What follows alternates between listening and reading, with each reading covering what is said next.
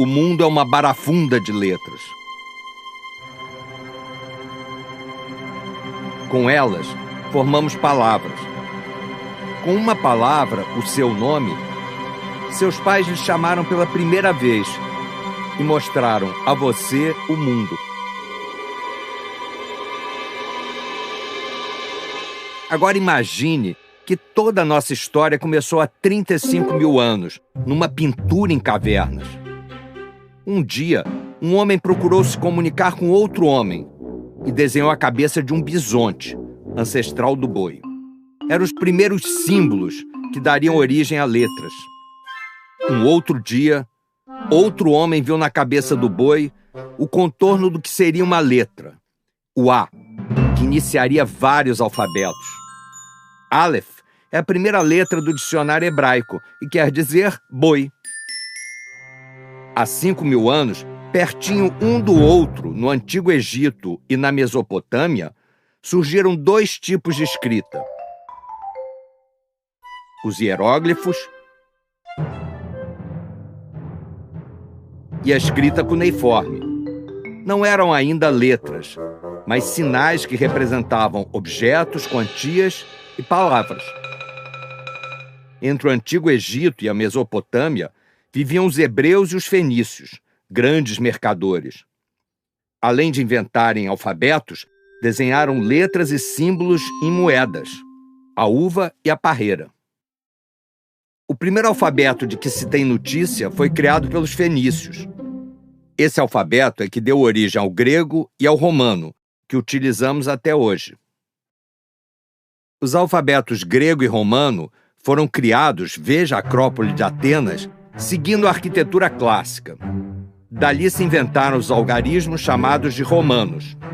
Colunas e letras com simetrias semelhantes e retas, como no Coliseu de Roma. A letra é filha da arquitetura. E os números?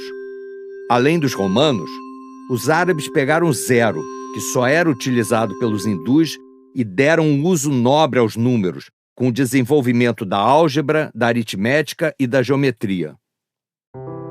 Agora, vamos dar um pulo de 1000 anos e entrar já adiante na Idade Média. Não se escrevia mais na pedra, mas dentro dos mosteiros havia escribas que desenhavam as letras em livros, chamados de incunábulos. E o que acontecia no Oriente? Vamos dar um pulo até a China. O chinês é muito bom de caligrafia. O alfabeto chinês tem milhares de ideogramas que, combinados, resultam em novos significados. Agora e dia criam a palavra hoje. Antes da invenção da imprensa, os chineses usavam caracteres feitos em madeira como se fossem carimbos. Já era uma forma de impressão. Um dia, no século XV, na cidade de Mainz, na Alemanha, Gutenberg criou um sistema de impressão que lembra os carimbos chineses, mas diferente: a imprensa, que, junto com a roda, é a mais importante invenção da humanidade. Gutenberg criou letras individuais, fundidas em metal, tipos, daí a palavra tipografia.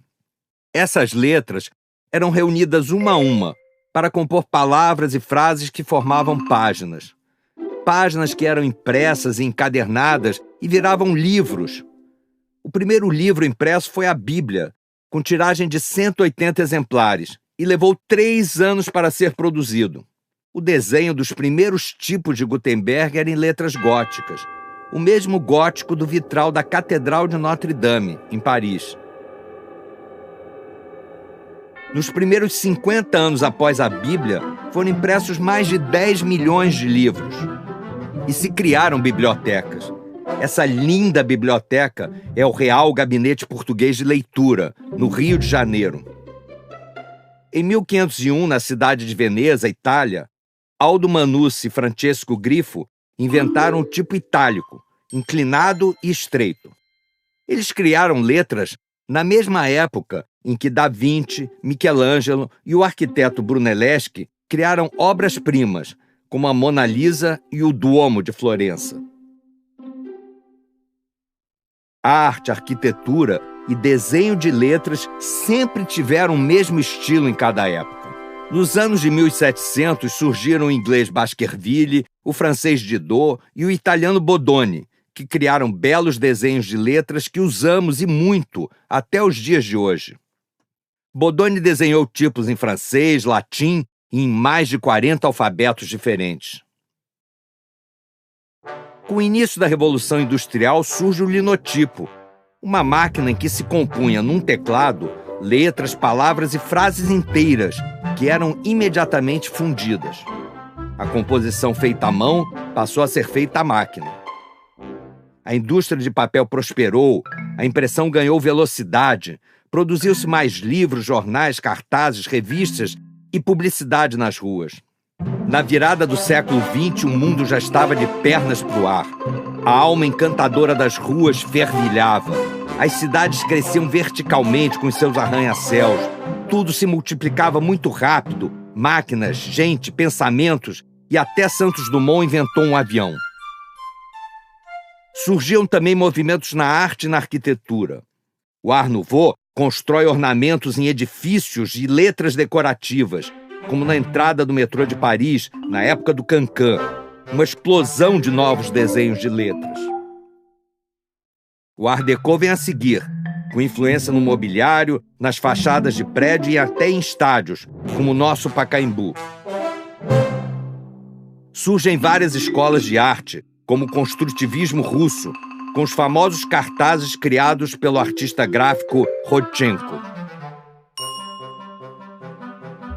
E surge o dadaísmo, com embaralhamento de letras e ideias, a luta pela liberdade absoluta nas artes e a contestação dos padrões de época.